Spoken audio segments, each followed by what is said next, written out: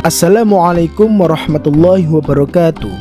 Tahukah kalian bahwa di dalam kitab Fathul Qorib, air yang dapat digunakan untuk bersuci ada 7 macam, antara lain air hujan, air laut, air sungai, air sumur, sumber mata air, air salju, dan air embun.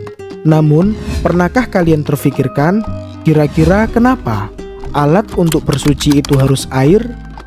Daripada penasaran, yuk kita cari tahu asal-usul serta filosofinya.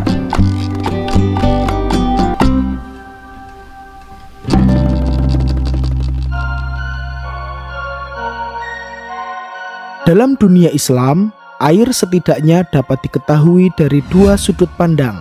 Yang pertama, air dalam rangka hubungannya dengan ibadah mahdhah, yaitu penggunaan air dihubungkan dengan konsep pensucian diri dari hadas dan najis yang terdapat dalam etika Islam, kemudian dikenal sebagai ilmu fikih. Dalam fikih, pembahasan tentang air mendapatkan perhatian utama. Bukti atas hal ini adalah hampir semua kitab fikih memulai bab-bab awalnya dengan membahas toharoh, dan di dalamnya dibahas panjang lebar tentang masalah macam-macam air, pembagiannya, maupun ketentuan penggunaannya.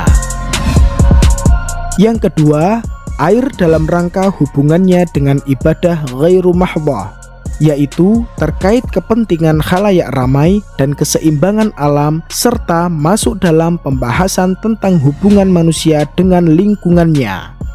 Pembahasan dan pandangan ini bertitik tolak pada pelestarian lingkungan yang menempatkan manusia sebagai khalifah di bumi, di mana kita memiliki kewajiban terhadap penjagaan kesinambungan air dan alam sekitar. Kesinambungan hidup manusia dan kelestarian alam adalah 2 hal yang saling terkait satu dengan lainnya. Manusia tidak akan sinambung hidupnya jika alam tidak lestari, terlebih dalam masalah air. Sehingga semakin lestari alam, maka semakin berkesinambung juga kehidupan manusia.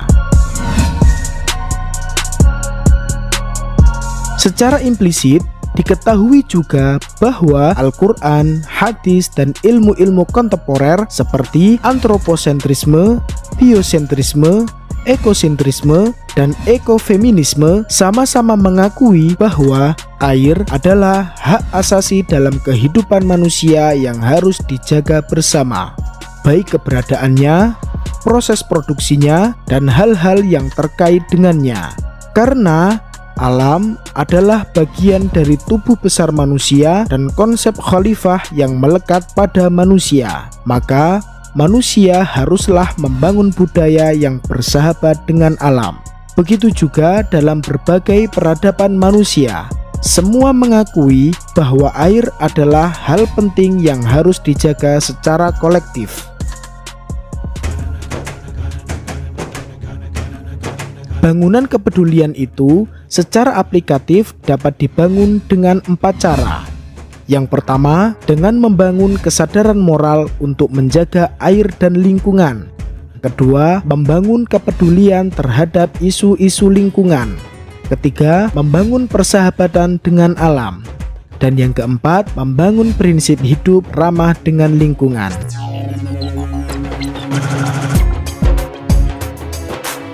Dalam kajian sains modern, isu-isu tentang air menjadi isu lintas geografis, peradaban, dan keilmuan.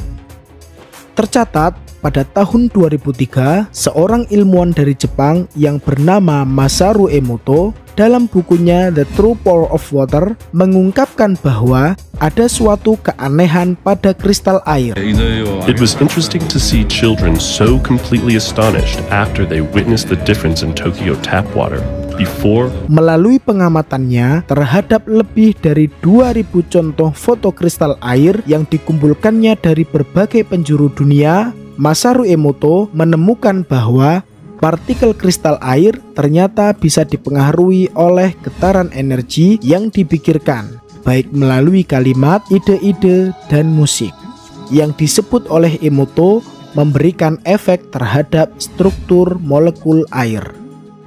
Emoto menemukan bahwa partikel kristal air terlihat menjadi indah dan mengagumkan apabila mendapat reaksi positif di sekitarnya, misalnya dengan kegembiraan dan kebahagiaan.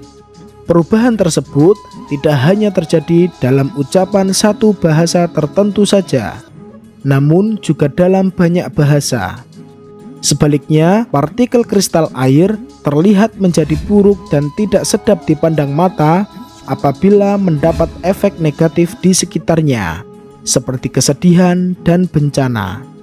Lebih dari 2000 foto kristal air terdapat di dalam buku yang dikarangnya, sebagai pembuktian terhadap kesimpulannya, sehingga hal ini berpeluang menjadi suatu terobosan dalam meyakini keajaiban alam. The crystal continued to grow, expressing the energies received. Emoto pun menyimpulkan bahwa partikel air dapat dipengaruhi oleh suara musik, doa-doa, dan kata-kata yang ditulis maupun dicelupkan ke dalam air tersebut.